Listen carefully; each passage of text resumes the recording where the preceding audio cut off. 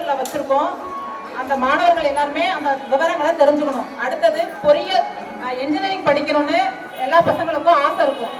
இன்ஜினியரிங்ல BE BTech இது மாதிரி படிக்கலாம். பயோடெக் முறையில அறிவை பெற்றா மட்டும்தான் நமக்கு உங்களுக்கு ஒரு எல்லாருமே படிக்கிறாங்க அப்படின்ட்டு நம்மளும் அதாவது பிஇ படிச்சா வேலை வாய்ப்பு கிடைச்சிடும் அப்படின்லாம் சொல்ல முடியாது.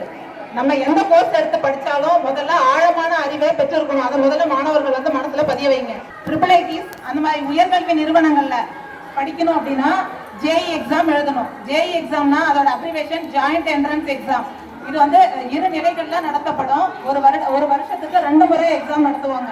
இப்ப ஜனவரியில ஒரு எக்ஸாம் நடந்து முடிச்சுட்டு அடுத்த கட்ட தேர்வு வந்து ஜூன்ல நடக்கும். இப்ப நீங்க இப்ப ஜேஇ எக்ஸாம் வந்துட்டு இப்ப நம்ம செலக்ட் ஆயிட்டீங்க அப்படின்னா என்ஐடி இப்ப என்ஐடி வந்து நீங்க சென்னை அந்த மாதிரி இடத்துல எல்லாம் போய் படிக்கணும்னு அவசியம் இல்லை. நமக்கு அருகாமையில் உள்ள தேசிய பல்கலைக்கழகம் திருச்சியில இருக்கு. நம்ம